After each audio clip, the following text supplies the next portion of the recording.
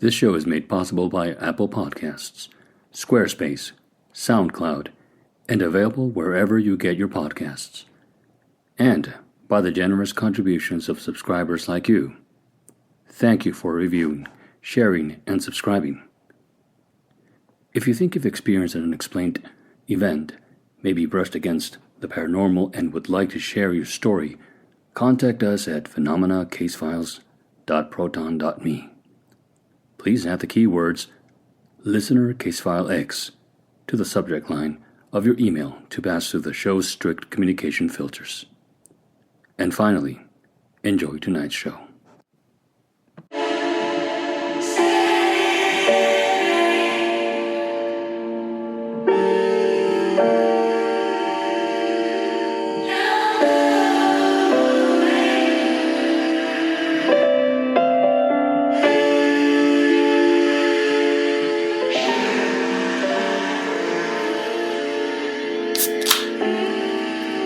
Let's get this started. Let me tell you something about Estes Park, Colorado celebrates Bigfoot. And we're back on the case. This is Robert Cavalier. Tonight's show is about my visit to Estes Park, joining the celebration they call Bigfoot Days. Held on April 19th and 20th, Bigfoot Days kicks off the festival season at Estes Park, Colorado, and kicks off my own season exploring this kind of cultural phenomenon. I hope to bring you back more of these each season, starting with Bigfoot Days. Then I got my hopes set on the Roswell UFO Festival. The season for the festivals I'd like to visit, and at which, if I can, also set up a booth to share this podcast, my books, meet like-minded fun people, and maybe even one day get to meet and greet people who've listened to the Phenomenal Case Files podcast. The festivals I'm interested after Estes Park, Bigfoot Days, and I'd encourage you to check out in 2024 are the Roswell UFO Festival, July 5th, the Kecksburg UFO Festival, July 19th and 21 at Mount Pleasant, Pennsylvania.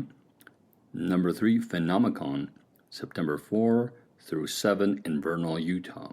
This is, I think, a new festival and about time because I know this area, and if you know anything about this area, it's very close to Dinosaur National Monument at the far west corner of Colorado and about 15-20 minute drive from Dinosaur, Colorado. It's exciting for me because if you map these cryptid, UFO, paranormal festivals, you'll find that they are mostly held in the Midwest and East Coast states. And the name Phenomicon, gotta check that out, right? Maybe it's not too late for me to reserve a vendor tent there, so we'll see.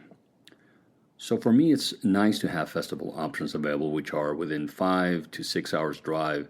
That's pretty doable for me versus 19 hours to number 4, the Mothman Festival, September 21 and 22 in the famous Point Pleasant, West Virginia. And I've got to go to the Mothman Festival this year. I've been wanting to go to this for many years. I'm very drawn to this festival ever since the Mothman prophecies and the Mothman documentaries I've seen.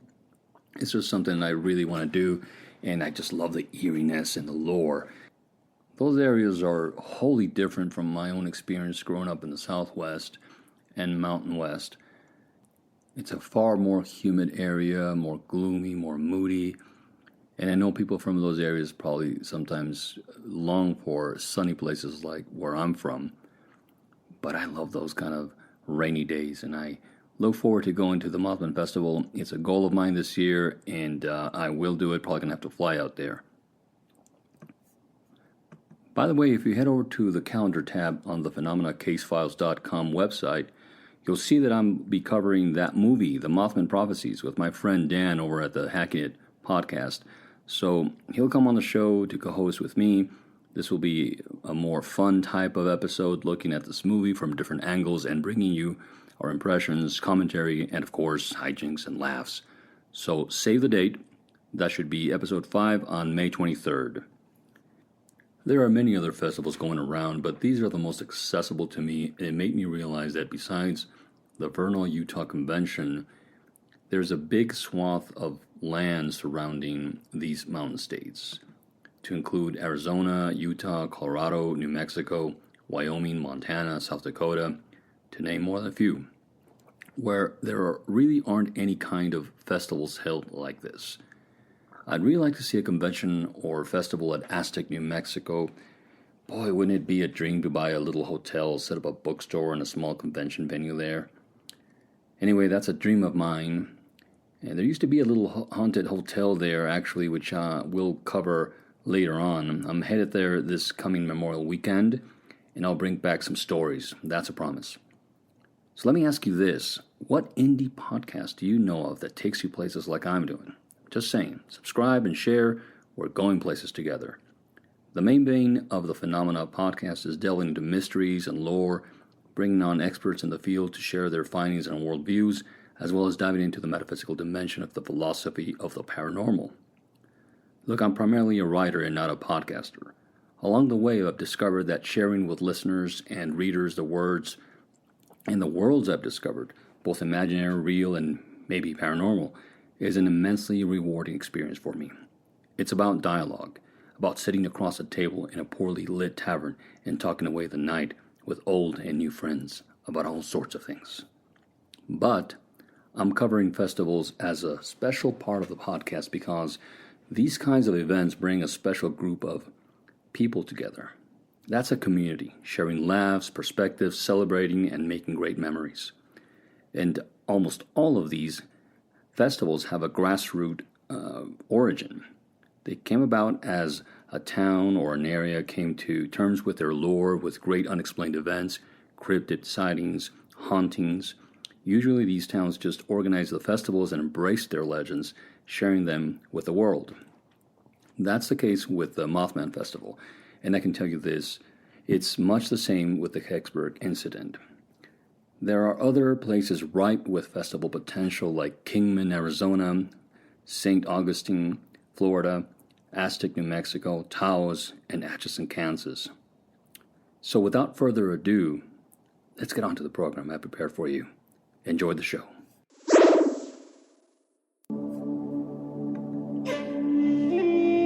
If you've ever found yourself turning down the lights on a lazy Saturday to watch Stanley Kubrick's The Shining, you might have gone down the horror fan rabbit hole about that eerie hotel.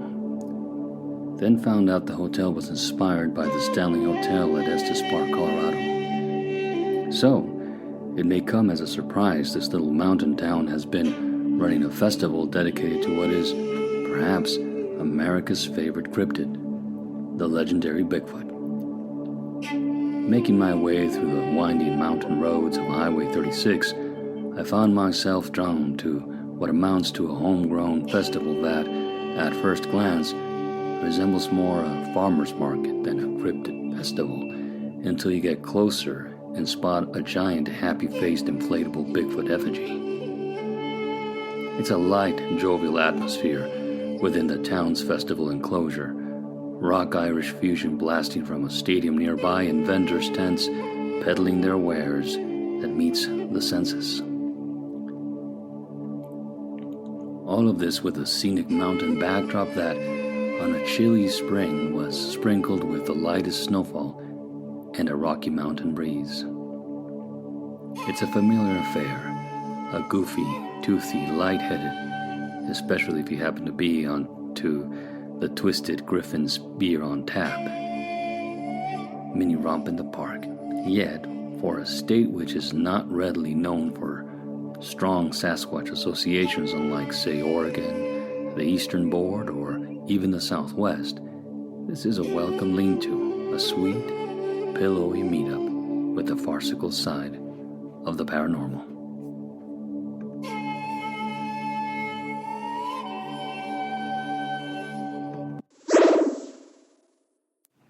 Last time I told you I was headed up to Estes Park, and boy, was it I don't want to say surprising, but a really cozy little thing. And in fact, I was a little surprised. I know Estes Park. I grew up visiting that little town, and it's right at the mouth of the Rocky Mountain. One of the entrances, one of the ones that is most visited. Very touristy place. But at this time of the year, and that was around mid-April, festival was just a 2-day thing, 19th and the 20th of April. And I'd meant to bring my gear, which I did, record some ambient sounds, but really I was taken aback by just the feeling of it all and by the festivity. It wasn't a huge thing, but it was well trafficked. There was a sense of a little bit of a party, but nothing out of control. In a way, a little disappointing at first, but it felt pretty cozy. It was a good kickoff to the festival season. I wasn't disappointed. I hate to phrase it that way. I was just expecting something bigger for some reason. I don't know why. And when I got there, I actually took a friend with me.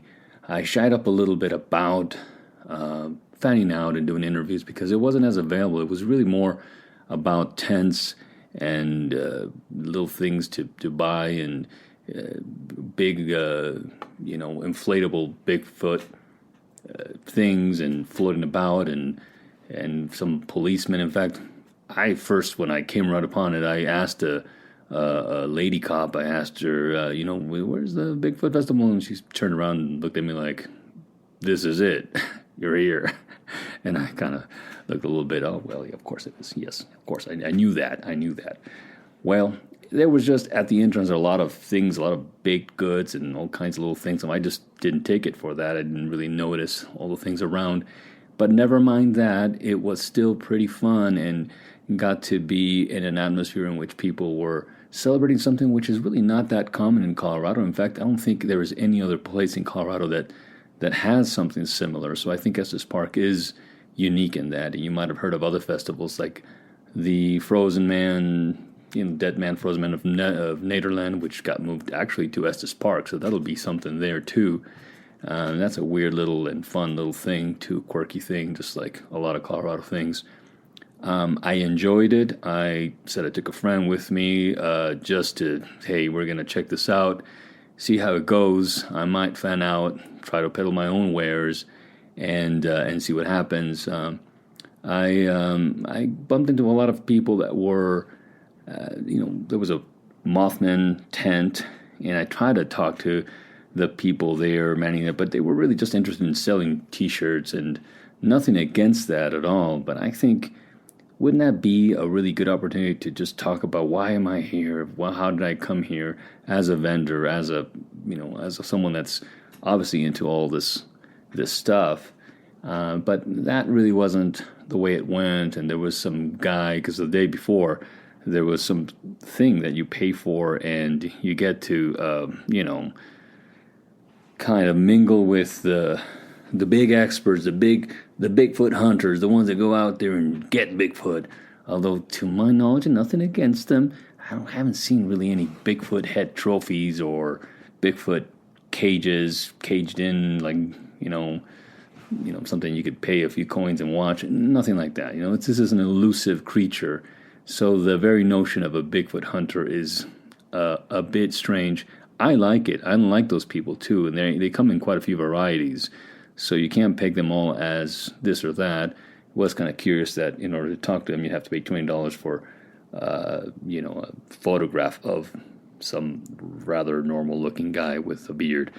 But I'm new to this thing myself, and that's the way it is. I don't want to make any enemies, probably did already, but that's the way I am. I went in there hoping to initiate conversations and get into the lore of it, but the atmosphere was festive and it was enjoyable, and it got me to thinking. I got into it. In other words, when in Rome, and I got into it, and my friend too got into it. We were just roaming around, having fun, chatting up people, all kinds of things. But really, it's a very new festival too, and I liked it. And I missed my chance to buy a good T-shirt because I just meandered way too long. By the time I got back to the T-shirt one, all the sizes that would fit me were just gone. So big tragedy there. However, that sort of bookends the experience. Really, a couple of hours hanging out, music. This kind of cool band was in there. It was a very windy day, not as windy as I would have expected over in this mountain town, which does get very windy. It was cold, and it snowed in the Front Range, and I expected to find actually quite a lot fewer people, if you could say that. So in the end, it was actually more people than I expected. That was a good surprise. I bumped into one tent of a writer, a fellow writer, and she was a really interesting person. But her angle was a children's about Bigfoot in a comic way, which I've never seen or even thought of as an angle. And so all of this is very interesting. I'm not taking anything down. I like it. I like the way we deal with this really iconic and mythic creature of the American West, because it's we're talking about a creature that is said to be minimum 9 feet to as tall as 13 feet. So to be as a grizzly bear of a thing, maybe bigger. To look at something like that, to kind of digest something like that, maybe we have to make fun of it, just like we make fun of death and scary things in Halloween. So this is kind of like that. It's just a way. It made me think that this is a way that we negotiate those feelings. Bigfoot for me is a lot more than that, and for many others. And this festival is a good approach, a fun approach, a family thing, and it certainly has its place. I wish too that other people, and maybe in the future they will come, would bring in different dimensions.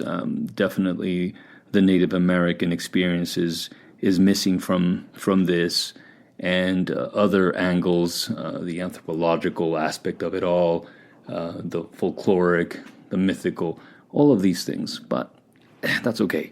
That's what we're here to talk about, and it's fine, and I enjoyed it. Believe it or not, this was my first foray into the whole festival atmosphere of this kind of thing, and I hope it's not the last. In fact, it's not. I'm planning to go to at least 2, maybe 3, maybe 4 other things. I really have Roswell on my, I want to say bucket list, because I don't want to be it. I don't want it to be the last time. But certainly a great kickoff to this. The Mothman Festival happens later in the year. There's the Kicksburg incident and a couple of other things. And another thing in Colorado, very near Vernal, Utah. So for those who might know, very near to the Skinwalker Ranch. And that will be a theme that we'll talk about later. This was supposed to be, and was in fact, a great experience for me, because it got me out of the corner in which we sit, all of us, just watching things, and instead into doing things and engaging people. I hope the next time it will be different. I think it will be different. By then, I think I myself will probably have a tent and be displaying some of the things that I'm working on and I'd like to bring to light and share. And so that will be a great experience for me in a different angle, and maybe that'll give me a different sort of behind-the-scenes experience that I wanted. This little affair was great, and it actually led into, after it was pretty much wrapping up, went into the Stanley Hotel, which itself was a great experience. Stanley Hotel really is a unique experience all on its own. I'll talk about that in another episode down the road when we visit it again. I'll visit it again. I plan to do it in a few weeks, and just focus on its lore, its mystique, and some of the misconceptions about the hotel itself, which was not the filming location, but was what inspired and the writing of it, and the movie, and many of the things, and some really scary lore in there. And that place, the last time I was there was quite a few years ago. Boy, everything was upside down. One of my friends, different set of friends that I went with, I remember one of them telling us, because he's kind of the crazy one, he says, I think in this place things will be reversed. I will be the normal one, you'll be the crazy ones. And sure enough, that's what happened. I won't get to a lot of the details on that, because that's sort of that was the sense of youth, and it was a weird night. It's always a weird time for me there. I don't know why, and it wasn't any different this time either. So Stanley Hotel was just a walking distance from where the festival happened, and the Bigfoot Festival of 2024 Estes Days, or Bigfoot Days, really, rather. So I meant to bring this episode right around, I think it was going to be the end of April, and it was going to be preceded by a hunting story, which I will bring to you. I normally don't want to talk housekeeping during the first part of the show. I'm going to usually bring that in the very last, when the whole show is actually wrapped up. So if you start listening to this podcast and sharing it with other people, I'll start setting up the rhythm of it so that the last move, once the music plays, and after that, a little clip of what's coming up and housekeeping things, because they take up a lot of time and they're mundane. But I want to bring it up because it's relevant. Get wrapped up into a lot of things, and I had a lot of things that happened that I want to share with you. One of those, obviously, was going to the festival, getting all that stuff done. It was a great night, and I really know that I'll be back there again, and maybe in a different role. This leads me to the very few days later. I was actually, by the next Tuesday, I was flying to Denmark. I reached out before I went to Denmark, to Copenhagen, the capital of Denmark. I reached out to a paranormal group out there of Danish people that are really dwelling into the same things that I'm doing, and they've got a website. It's called Hit Denmark and .dk. Really interesting. I'll have this in the show notes for the next episode that I'll do with them later on. I reached out for an interview and shared some thoughts, some ideas. It was an amazing experience, and I went there not drawn just because of the paranormal stories. It just happens to be a dimension that I thought about it. It was just something prearranged with friends to meet out there, and just a big reunion for friends that I know in Europe, and we sort of just gathered there, just chose that location. An amazing experience itself. And yet everywhere I go now, I want to also explore their lore, what drives them, what's under the hood. And this is a new dimension I'm exploring as I travel, and I'll bring that to you and I'll share that to you. But it all had its toll. I was incredibly tired, more than I even thought I would be. Of course I would be.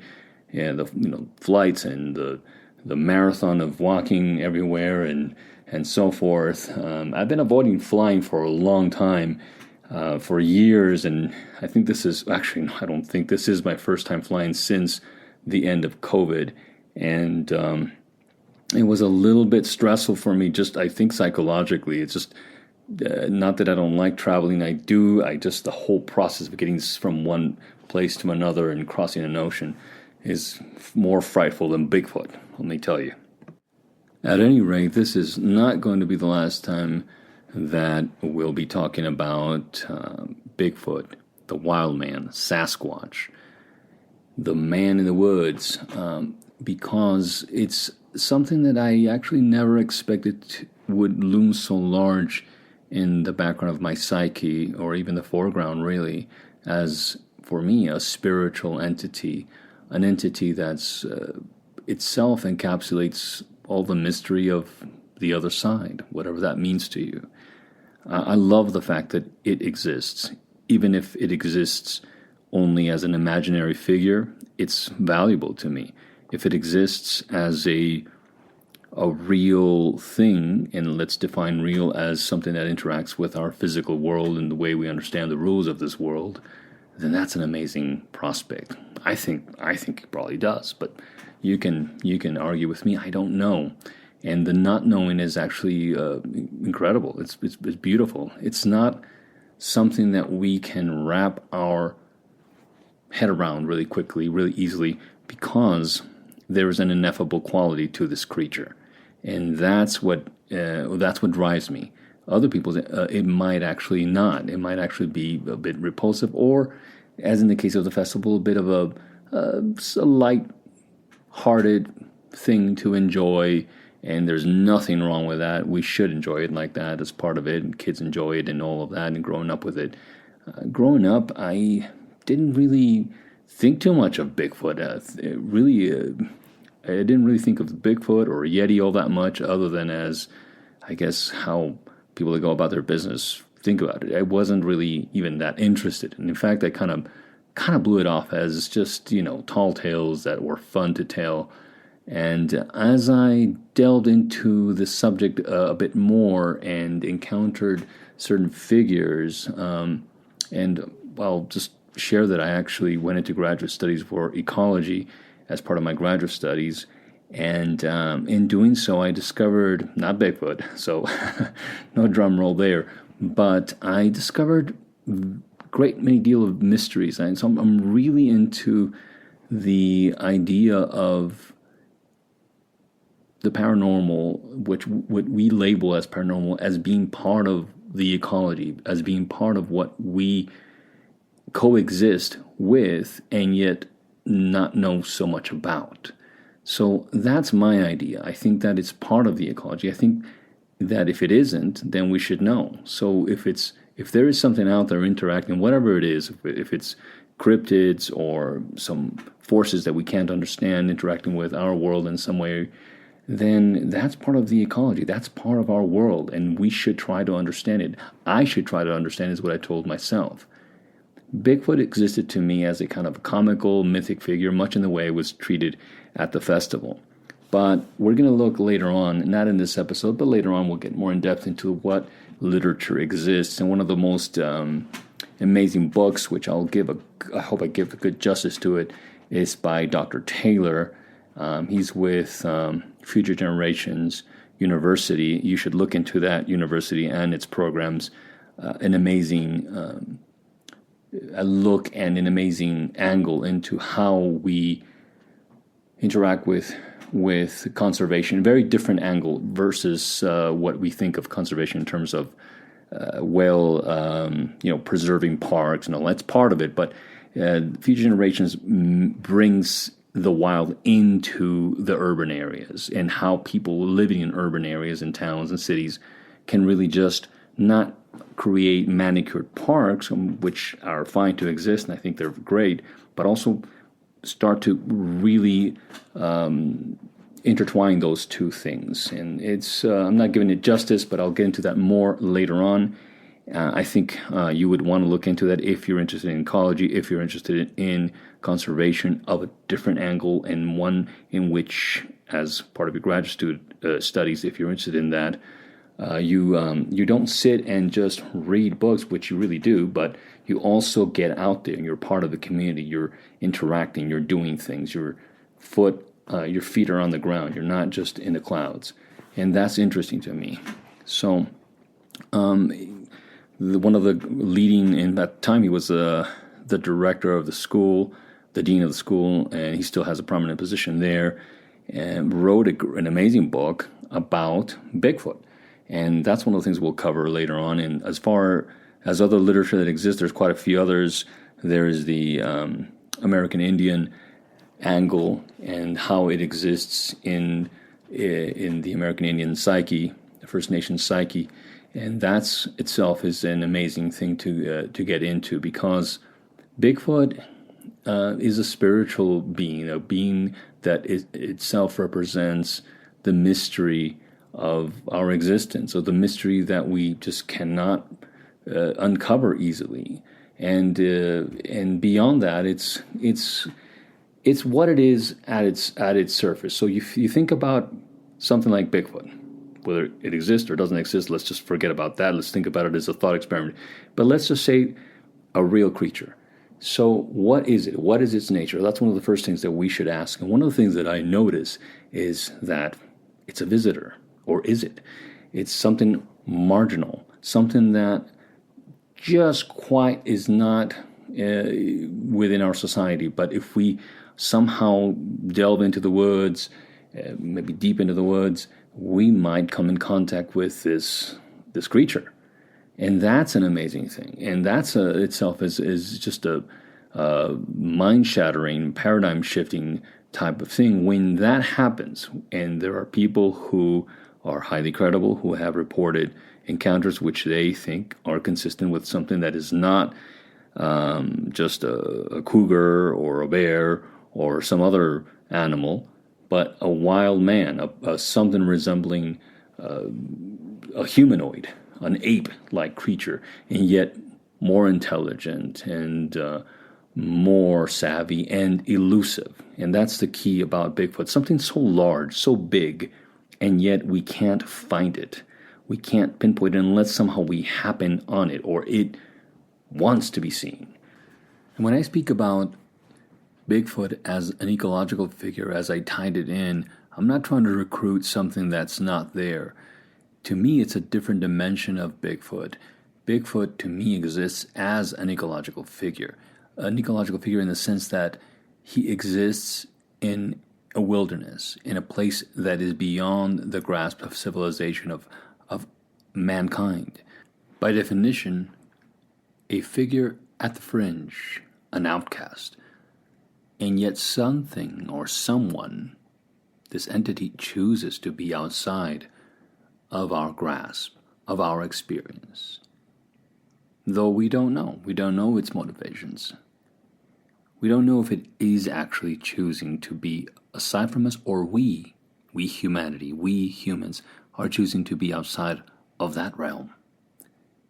So when I speak about an ecological reality, I mean to recruit not your politics, not your views, but your sense of the world as an ecological entity, as a oneness. And in that oneness, in that environment that we share, that we live in, might there be simply a whole host of things that we know not of? We like to think of ourselves as the explorers, as the discoverers. But what if there are other things who are discovering things, discovering us, discovering our world? Maybe it's not Bigfoot who's at the fringe, but we.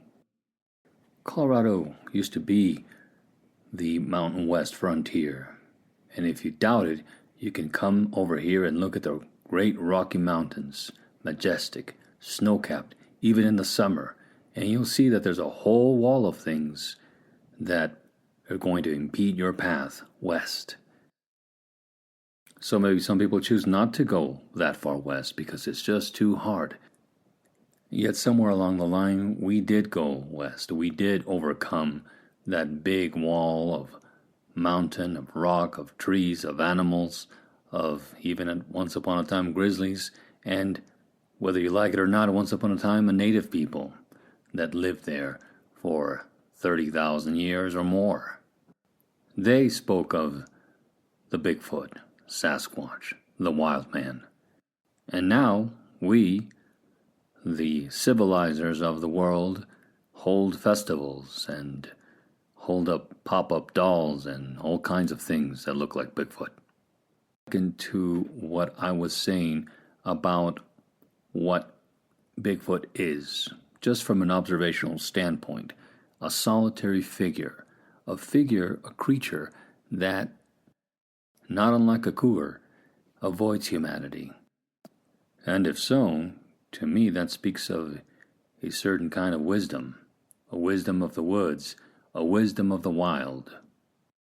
So let that thought settle in for a little bit.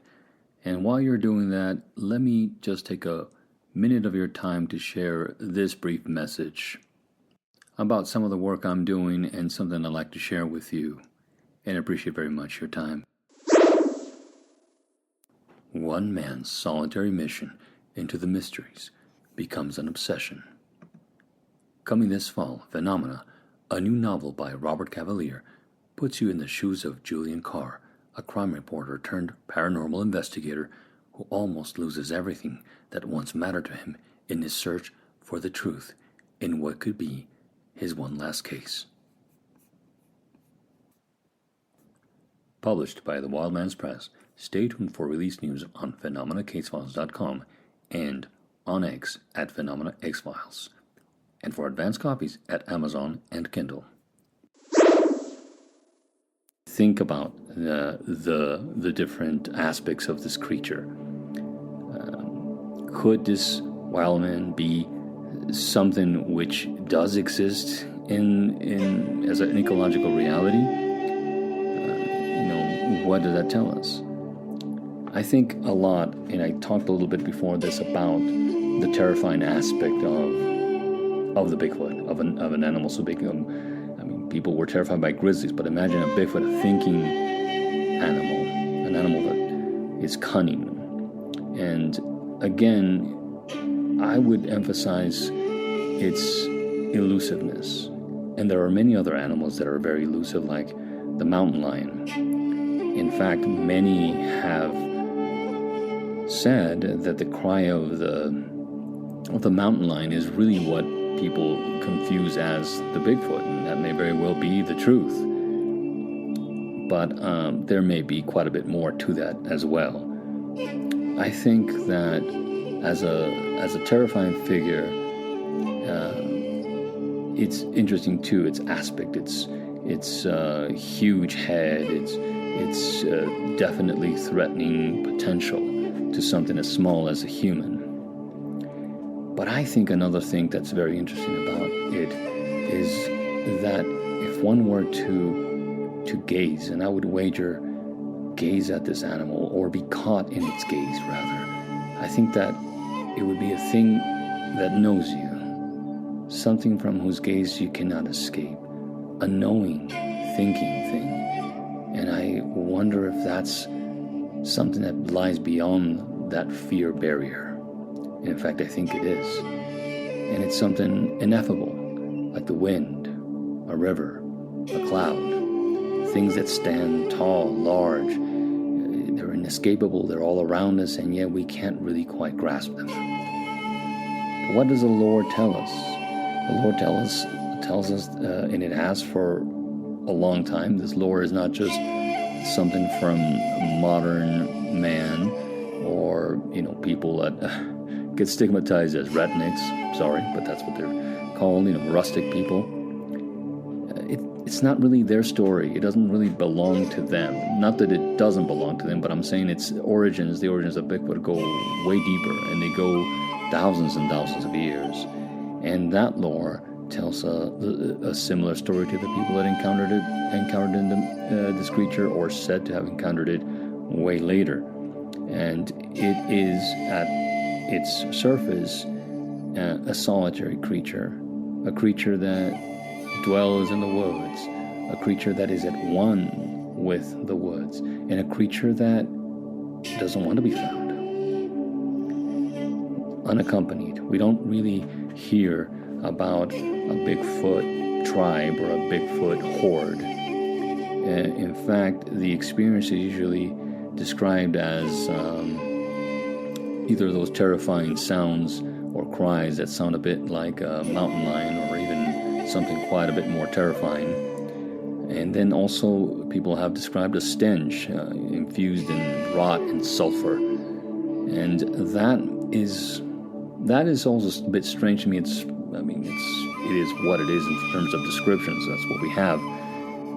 But I wonder what the psyche does. I wonder if the brain plays a trick in something unknown, so unknown and so alien that I wonder if our mind, our brain, trying to find a match to something comparable, something analogous, comes up with the closest thing, and that would be something that's telling you, alerting you that it's dangerous, that it's not to be interacted with, that you should avoid it. Well, we won't avoid it. We want to know it, what it represents, both as a folkloric figure and possibly as something that exists in our world. I'd like to think, too, that this Bigfoot, this wild man, as I like to call it, it's one of its names after all, is something that dwells at the margins, and it's something that knows us and knows to avoid us. Maybe it's waiting us out. Maybe it's been there all along, waiting for civilization to fall, for human, maybe the last human, to fall and for it to thrive. Could it be the avant-garde of things that lie just beyond the veil? What if Bigfoot is something like the Vikings? Things recognizable as human to the unknowing eye, and yet wholly alien. These Northmen, of course, were human, But what I'm talking about is that part of them that was invaders, wanderers, explorers, would-be colonizers. Could Bigfoot be something like that? I'll tell you this. Whatever it is, the wild man exists because we brought it to life, gave form to a dream, a primal fear, to wonder itself. Some things are not what they appear to be, and some appear exactly as they are.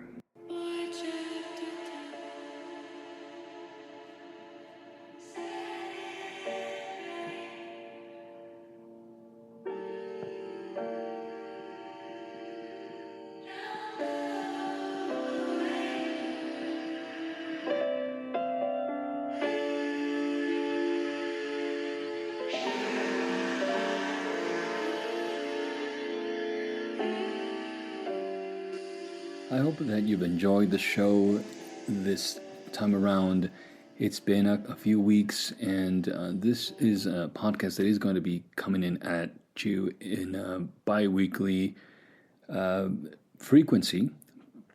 And for the month of May, even more frequent than that, because I want to get this kick-started as I did like March, and it's part of something bigger that I wanted to talk about too. And this has to do with the creation of the Phenomena Case Files podcast with yours truly, Robert Cavalier. What I want to do is create, and I did in fact create an infrastructure which will bring not only these stories through the medium of the podcast, which is now available through anywhere you get your podcast, really any of the major sources, Spotify, the RSS feed, the Apple podcasts, and many others, any of the major carriers, any of the major streamers, any of those will have it, except for YouTube, and as I discussed in the last, in one of the episodes, not somewhere I want to get into because I don't like the domain, and I may still yet do it at some point later down the road. Anyway, the reason I created it was because I'm interested in this subject. As I said in the episode, the ecology of the paranormal is interesting to me as a phenomenon itself, as something that is unexplained and maybe will always be unexplained, and yet it doesn't take away from me, and I don't think from anyone that listens to this, it doesn't take away from the experience. It doesn't make a difference that we won't understand it all, because if we can glimpse at some part of it, we'll have understood quite a lot. The links to the show are also available through the website, which is phenomenacasefiles.com. So pretty easy, and it's linked in the, or referenced in the show notes. The music is by Lionel Casio, by the way. Check him out, wonderful creator. And the website brings a little bit more dimension to it. It showcases the blogs that I enter, which are not exactly what's covered in the show. Sometimes a little bit more, and sometimes a little bit more, I wouldn't say cursory, but for the moment, they're going to foray into a lot of different subjects, which I'm interested in. I think people will find interesting as well. Then there are the books, and that's one of the biggest things that I wanted to discuss with anybody that's stayed long enough after the music, the long music play. And I did that on purpose because I want people to enjoy the show for what it is, and then we can get into the more mundane things and talk about what's coming. And one of the things that's coming is more a greater ability to share with you the stories that are close to my heart and things that I've worked for many years on. And I have some of my titles. Some of them are a little bit teaser titles at this point. Have the works finished, but I'm still in sort of pre-production for some of those things. But I want to explore the website's capability to share with you chapters and get a glimpse of what I've written. So that is fiction, and that's an aspect that I wanted to share with you. And one of the series that I'm kicking off is, and I hope that it'll be ready. I had set out for the summer, but it may be closer to the fall. Hopefully by October, by Halloween, it'll be available, and that's Phenomena, which is a fictional story, thriller, or suspense thriller, paranormal thriller, about an investigator named Julian Carr, or a paranormal investigator who sort of delves into these mysteries and gets caught into way more than he had imagined. And that'll be something I'm going to enjoy sharing with you all, as well as some of my other stories, like Sage. And that's a story, it's a post-apocalyptic story of hope and really about extinction, and what happens at the brink of extinction, what can happen.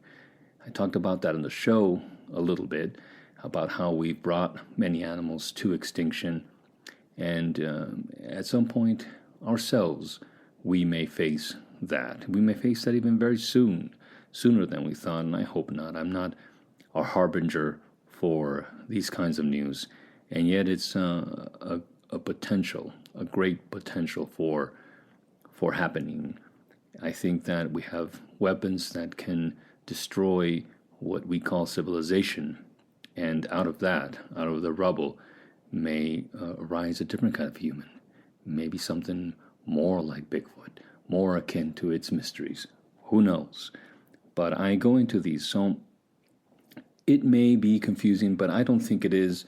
That there exists within me a desire to not only share a lot of the research that I've done and a lot of the stories and the people that I've met and the experiences I've had in researching phenomena, as well as sharing the story that was born out of it. So the two things sort of in tandem, or in tandem, in fact.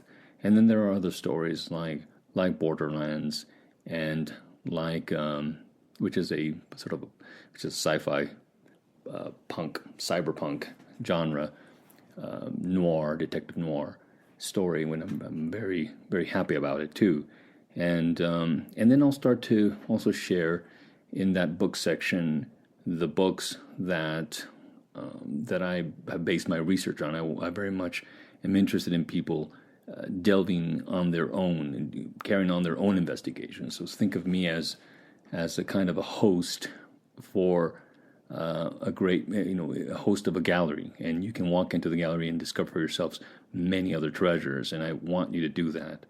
So that'll be part of it. I'm also sharing nonfiction things that I'm going to be producing, writing, and they'll be available through the website and eventually through Amazon. That'll come in shortly. So it's an exciting time because it took me many years to get to this point where not only did I create these things and work very hard at them, but I'm at a point where I want to share my voice with a community, with people that are out there who are like-minded, who maybe have delved into these things and really didn't know that there was so much more. So if you're one of those people, do me a favor and continue to follow the show, follow the podcast, visit the website, share with other people, and let me know what you think.